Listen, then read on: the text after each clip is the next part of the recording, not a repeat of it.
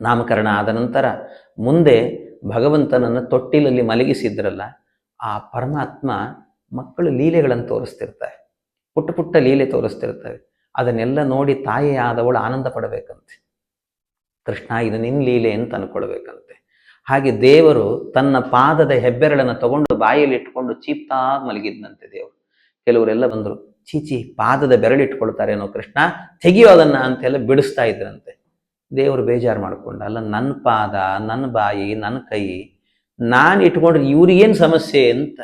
ಯಾಕೆಂದ್ರೆ ಎಲ್ಲ ನಂದಲ್ವಾ. ಭಗವಂತ ಕೊನೆಯಲ್ಲೂ ಕೂಡ ಹೀಗೆ ಮಲಗಿರ್ತಾನಂತೆ. ಪುಟ್ಟ ಬಾಲಕನ ರೂಪದಲ್ಲಿ ಲಯಕಾಲದಲ್ಲೂ ಕೂಡ, ಪ್ರಳಯ ಕಾಲದಲ್ಲಿ ಹೀಗೆ ಮಲಗಿರ್ತಾನೆ ಪರಮಾತ್ಮ ಅಂತ. ಕರಾರವಿಂದೇನ ಪದಾರವಿಂದಂ ಮುಖಾರವಿಂದೇ ವಿನಿವೇಶಯಂತಂ ವಟಸ್ಯ ಪತ್ರಸ್ಯ ಪುಟೇಶಯಾನಂ ಬಾಲಂ ಮುಕುಂದಂ ಮನಸಾ ಸ್ಮರಾಮಿ. ಭಗವಂತ ಹೀಗೆ ಮಲಗಿರ್ತಾನೆ ಪರಮಾತ್ಮ. ಅವನು ಮಲಗಿದಂತ ರೂಪ ಕರಾರವಿಂದೇನ ಪದಾರವಿಂದಂ, ಕೈಯೆಂಬ ಕಮಲದಿಂದ ಪಾದವೆಂಬ ಕಮಲವನ್ನ ಮುಖವೆಂಬ ಕಮಲದಲ್ಲಿ ಇರಿಸಿಕೊಳ್ತಾನೆ ಪರಮಾತ್ಮ. ಹೀಗೆ ಮಲಗುತ್ತಾನೆ ಅಂತ, ವಟಪತ್ರ ಶಾಯಿಯಾಗಿರ್ತಾನೆ ಅಂತಾರೆ. ಅಂಥ ದೇವರು ಈ ಭಗವಂತ ಹೀಗಿರುವಾಗ ಎಲ್ಲ ಬಿಡಿಸಿದ್ದಕ್ಕೆ ಬೇಜಾರಾಯಿತು. ಯಾಕೆ ದೇವರಿಗೆ ಬೇಸರ? ನಮ್ಮಂಥವರಿಗೆ ಪಾದ ಬಾಯಲ್ಲಿ ಇಟ್ಕೊಂಡ್ರೆ ಸುಮ್ಮನೆ ಇಟ್ಕೊಂಡಿದೆ ಮಗು, ತೆಗಿ ಅಂತ ಬಿಡಿಸಿದ್ರೆ ಬಿಡುತ್ತೆ ಅಂತ ನಾವು ಅನ್ಕೊಳ್ತೀವಿ. ತಾಯಿಯಾದವಳು ಏನು ಯೋಚನೆ ಮಾಡಬೇಕಾಗ ಅಂದರೆ, ಕೃಷ್ಣ ಇದು ನಿನ್ನ ಲೀಲೆ, ನಿನ್ನ ಸೇವೆ ಅಂತ ಅನ್ಕೊಳ್ಬೇಕಂತೆ. ಕೃಷ್ಣನ್ ಸೇವೆ, ಕೃಷ್ಣನ್ ಲೀಲೆ ಅಂತ. ಹೇಗೆ ಅಂತಂದರೆ, ಕೃಷ್ಣ ಮಾಡಿದ್ನಲ್ಲ ಈ ರೀತಿ. ಭಗವಂತ ಯಾಕೆ ಪಾದದ ಬೆರಳನ್ನು ಬಾಯಲ್ಲಿಟ್ಕೊಂಡ, ಹೆಬ್ಬೆರಳನ್ನ ಅಂದರೆ, ಇದಕ್ಕಿಂತ ಮೊದಲು ವಾಮನನಾಗಿ ಅವತಾರ ಮಾಡಿದ್ದ ದೇವರು. ವಾಮನಾವತಾರದಲ್ಲಿ ಅವನು ಬಲಿಚಕ್ರವರ್ತಿಯ ಮನೆಗೆ ಹೋಗಿ ತ್ರಿವಿಕ್ರಮನಾಗಿ ಬೆಳೆದು ಬ್ರಹ್ಮಾಂಡವನ್ನ ಅಳದ್ನಂತೆ. ಆ ಬ್ರಹ್ಮಾಂಡವನ್ನ ಅಳಿಯುವಾಗ ತನ್ನ ಪಾದವನ್ನ ಮೇಲೆ ಎತ್ತಿದಾಗ ಬ್ರಹ್ಮಾಂಡದ ಕಟಾಹಕ್ಕೆ ಭಗವಂತನ ಹೆಬ್ಬೆರಳಿನ ತುದಿಯ ಉಗುರು ತಾಕಿತಂತೆ. ಶೃಂಗಾರ ಪಾದ ನಖ ತುಂಗಾಗ್ರ ಭಿನ್ನ ಕನಕಾಂಗಾಂಡ ಪಾತಿ ತಟೀನಿ. ಶೃಂಗಾರ ಪಾದ ಭಗವಂತನದ್ದು, ಅದರ ನಖ ತುಂಗಾಗ್ರ ಭಿನ್ನ. ಅದರ ನಖ ಅಂದ್ರೆ ಉಗುರು, ಉಗುರಿನ ತುದಿಯ ತುದಿ ಅದು ಬ್ರಹ್ಮಾಂಡದ ಕಟಾಹಕ್ಕೆ ತಾಕಿದಾಗ ಬಂದ ತಟಿನಿ ಅಂದ್ರೆ ನದಿ ಯಾರು ಅಂದ್ರೆ ಗಂಗೆ ಅಂತ ಹೇಳ್ತಾರೆ. ಅಂತಹ ಪಾದ ಭಗವಂತನದ್ದು. ದೇವರು ನಟನೆ ಮಾಡುತ್ತಾನೆ. ಅಷ್ಟು ದೊಡ್ಡ ಪಾದದಿಂದ ಅಳಿಯುವಾಗ ಬ್ರಹ್ಮಾಂಡ ಕಟಾಹ ತಾಗಿತ್ತಲ್ಲ ಬೆರಳಿಗೆ, ನೋವಾಯ್ತಂತೆ ದೇವರಿಗೆ. ಎಂತಹ ಕಪಟ ನಾಟಕ ಸೂತ್ರಧಾರಿ. ಅದಕ್ಕೆ ಸಾಮಾನ್ಯ ಮಕ್ಕಳು ಕೆಳಗೆ ಬಿದ್ದರೆ ಏನ್ ಮಾಡ್ತೀವಿ, ಎಲ್ಲಿ ಪೆಟ್ಟಾಗಿದೆ ಅಲ್ಲಿ ಉಜ್ಜಿ ಸಮಾಧಾನ ಮಾಡ್ತೀವಲ್ಲ, ಹಾಗೆ ನನಗೆ ಯಾರು ಸಮಾಧಾನ ಮಾಡ್ತಾರೆ ಅಂತ ನೋಡಿದ, ಯಾರು ಕಾಣಲಿಲ್ಲ. ಅದಕ್ಕೆ ದೇವ್ರು ಏನ್ ಮಾಡಿದ್ನಂತೆ, ಆಮೇಲೆ ನಾನೇ ಸಮಾಧಾನ ಮಾಡಬೇಕು ಅಂತ ಸುಮ್ಮನಾದ್ನಂತೆ. ಆಮೇಲೆ ಏನಾಯ್ತು, ದೇವರಿಗೆ ಟೈಮ್ ಇಲ್ಲ. ವಾಮನ ಅವತಾರ ಆದ ಕೂಡ್ಲೆ ಪರಶುರಾಮನಾಗಿ ಅವತಾರ ಮಾಡಿದ. ಪರಶುರಾಮ ಅವತಾರದಲ್ಲಿ ಭಗವಂತ ದುಷ್ಟ ಕ್ಷತ್ರಿಯರ ಸಂಹಾರ ಅಂತ 21 ಬಾರಿ ಭೂಮಂಡಲ ಸಂಚಾರದ ಕಾರ್ಯಕ್ರಮವನ್ನು ಇಟ್ಕೊಂಡ. ಅಲ್ಲೂ ಟೈಮ್ ಇರಲಿಲ್ಲ ದೇವರಿಗೆ. ಆಮೇಲೆ ರಾಮನಾಗಿ ಅವತಾರ ಮಾಡಿದ. ರಾಮಾವತಾರದಲ್ಲಾದ್ರೂ ಸಮಾಧಾನ ಮಾಡೋಣ ಅಂದ್ರೆ ಅಲ್ಲೂ ಟೈಮ್ ಇಲ್ಲ. ಯಾಕೆಂದ್ರೆ ಸಣ್ಣ ಕೂಸಿರುವಾಗ್ಲೇನೆ ವಿಶ್ವಾಮಿತ್ರರು ಬಂದು ಕಾಡಿಗೆ ಕರ್ಕೊಂಡು ಹೋಗ್ಬಿಡ್ತಾರೆ, ಅಲ್ಲೂ ಟೈಮ್ ಇರಲಿಲ್ಲ.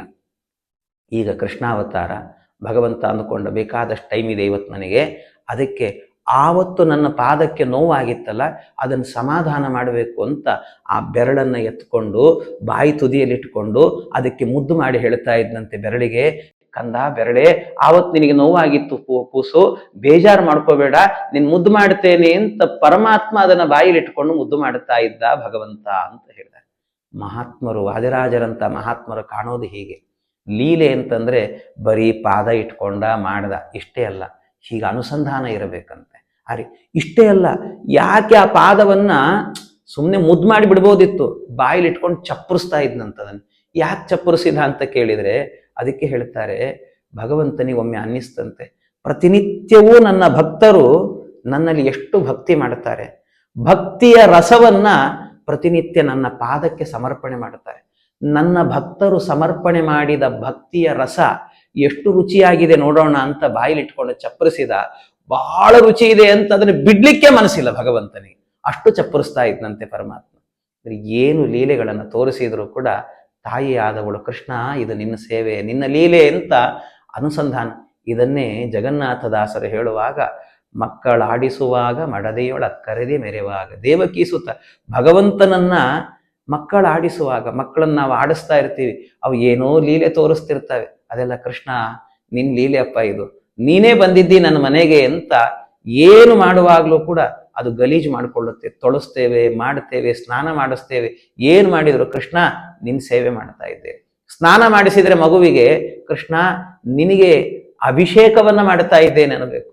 ಮಗುವಿಗೆ ತಾಯಿಯಾದವಳು ಎದೆ ಹಾಲನ್ನ ಉಣ್ಣಿಸೋದಂದ್ರೆ ಕೃಷ್ಣ ನಿನಗೆ ನನ್ನ ಎದೆ ಹಾಲನ್ನ ಸಮರ್ಪಣೆ ಮಾಡ್ತಾ ಇದ್ದೇನೆ, ನೈವೇದ್ಯವನ್ನ ಕೊಡ್ತಾ ಇದ್ದೇನೆ ಅಂತ ಅಂದ್ಕೊಳ್ಬೇಕಂತೆ.